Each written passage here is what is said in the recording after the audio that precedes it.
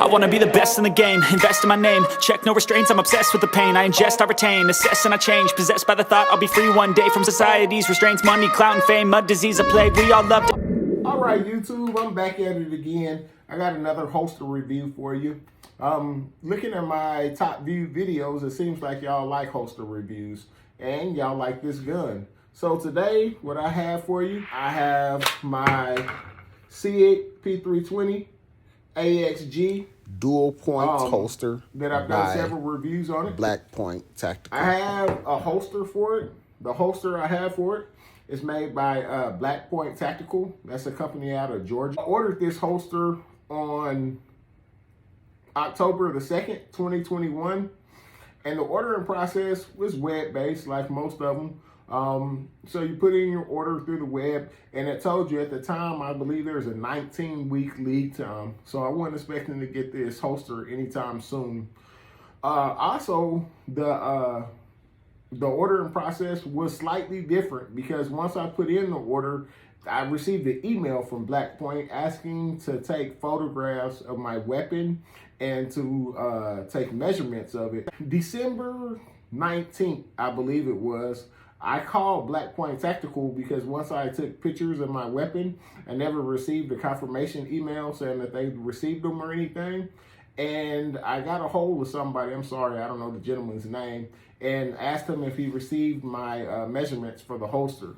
He told me yes, and when I hung up the phone with him that day, I got a email, a shipping confirmation, basically saying my holster was made and would be shipping out, and I wound up getting the holster on the 21st of December. So I've been carrying this holster for about a month now, with pretty good success, but I'll tell you about it. So again, it's a Kydex holster, which pretty much everything nowadays is Kydex. I'm not sure if this is a Boltron. I think this is a actual true Kydex. And it looks like a thicker Kydex, probably a 0.9 if I had to guess, but I'm just guessing. I don't know what it is. And also it's a taco style holster. So special about this holster, aside from the fact that it fits that Foxtrot 1 weapons light, is that this is both an inside the waistband and outside the waistband holster. It's primarily designed, I believe, to be an Appendix holster, and what they do is this belt hook, as opposed to using a claw, they use this metal belt hook to act as the claw, and that pushes puts the pressure on your belt and pushes the butt of the weapon in. The clip on this holster is a metal clip, as opposed to a lot of holster manufacturers are using Kydex or some type of plastic. And then it has the retention points, like a lot of taco style holsters there on the back. It's pretty good finish on it. All the edges have been melted or sanded. They appear to be finished. There's nothing sharp on it. No sharp edges, especially up here on the sweat guard. Those sharp edges can really get to you if they don't finish those out correctly. And it's got an excellent positive retention. This is a heavy weapon. Oh, well, this is a pretty heavy weapon, and it'll hold it upside down. I thought I could shake it, but if I shake it, it's gonna fall out. But the retention on it is pretty good. What I do want to talk about are these metal clips. These metal clips are unforgiving. It's not like a plastic claw and a plastic clip.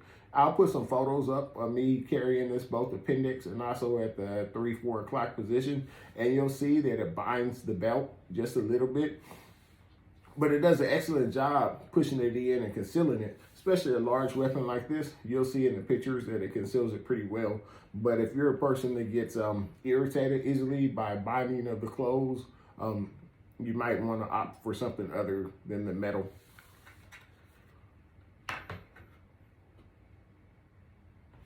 And here's an example of the plastic clips. This is a DSG holster, and what's that in there? A Glock 45 in there. This DSG is also a taco style holster. You know what I mean by taco. The tacos give you the opportunity to adjust your retention on them. So overall, I think this holster does an excellent job at what it's designed to do, and that's carry and conceal your weapon. I do subtract a few points for comfort. One thing, when you look at the orientation of this holster, it's pretty much a flat holster. It goes straight, it's linear. Whereas, like this is an old Bravo concealment torsion holster. Holster is real old, probably, I don't know, I guess 8-9 years old. And when you look at that, I don't know if you can tell on camera, but they angle or mold the kydex, and I guess contour is the best word. They contour kind of to your body, and that helps bring it in.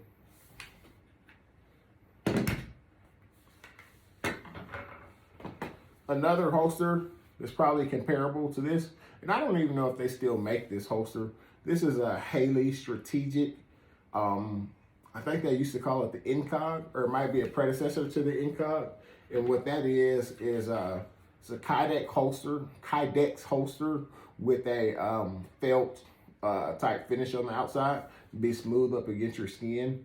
And in there, I got an old M&P 45 compact. I think that's a 45 compact. Gen 1, old one. Again, side by side, there's a comparison. Now, one thing I do like about the taco style holsters is that they cut off all the excess. On all of them, you can see that.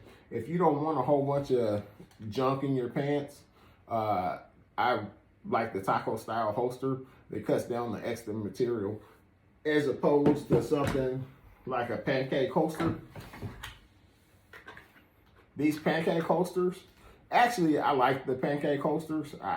I feel like once you get them in place, they stay in place pretty well.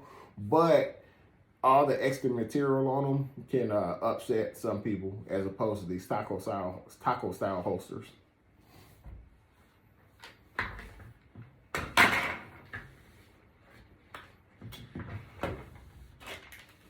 To convert the Duo holster from a IWB holster to a OWB, or outside the waistband holster, they give you another metal hook.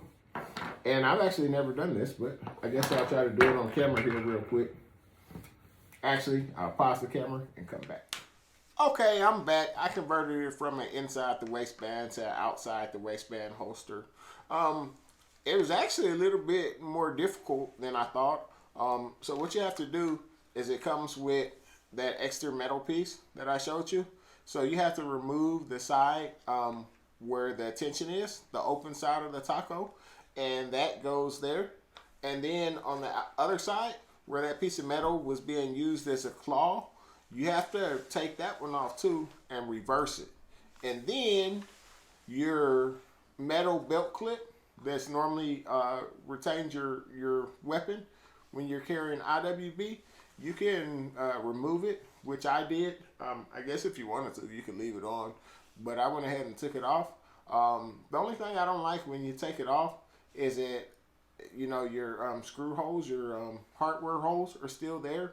If I was actually going to carry this weapon this way, I would probably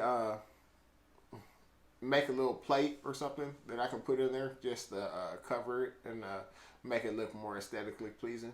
But I don't think that's probably the purpose of this holster. Maybe, you know, if you wanted to go to the range with it or something, you can convert it to outside the waistband. But I believe this is primarily designed to be an appendix carry holster. I wanna be the best in the game, invest in my name. Check no restraints, I'm obsessed with the pain. I ingest, I retain, assess and I change. Possessed by the thought I'll be free one day from society's restraints. Money, clout and fame, mud, disease, a plague. We all love